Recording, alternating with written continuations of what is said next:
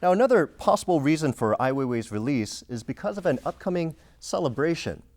China's Communist Party is turning 90 years old, and officials want the celebration to go smoothly. We're just days away from the official 90th anniversary of the Chinese Communist Party. It's a time of great pomp and circumstance, but also deep anxiety for China's communist leaders. Just last week, the top propaganda leader, Li Changchun, sent the message that it was time to get the party started, but that no one had better spoil the mood of glory and goodwill. He said the media must sing the main theme of the times, of the goodness of the CCP, the goodness of socialism, and the goodness of economic reform. The mood, he said, should be solemn but joyful. China's top internet news sites got the message. They all went red to celebrate the anniversary. But the biggest commotion now surrounds China's brand new propaganda flick. Called The Beginning of the Great Revival, the film centers on the 1911 Xinhai Revolution that overthrew the Qing dynasty, and also on the founding of the Chinese Communist Party. The film, which is state-financed, features major commercial film stars such as Chow Yun-fat and Andy Lau. The film is expected to rake in hundreds of millions of yuan, and it could hardly fail. It has the full backing of the state, and releases of Hollywood blockbusters like Transformers 3 have been pushed back to clear the box office. But behind the celebrations, there's a growing sense of anxiety about where China stands and where it's heading. While the party can take much of the credit for China's economic growth, it now has to deal with the casualties.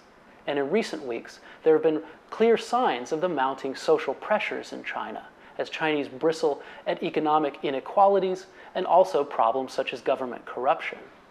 2 weeks ago, thousands of migrant workers rioted in southern China, burning vehicles and attacking police. These are images posted by ordinary Chinese to the Twitter-like Sina microblog. The unrest showed just how potentially explosive tensions now are between the government and the disenfranchised. Now, try searching the term Xintang, where the riots happened, on Sina, and you get the warning, according to relevant laws and policies, these search results cannot be shown. Of course, rising tensions are no secret, and as the fictional characters in the party's new film shout, "Long live the workers," many Chinese will be wondering who the party actually represents 90 years after its founding. Those questions are deepened by the revelation in 2 major Chinese newspapers last week that more than 10,000 corrupt government officials have fled China since the 90s, with an estimated 800 billion yuan in state assets.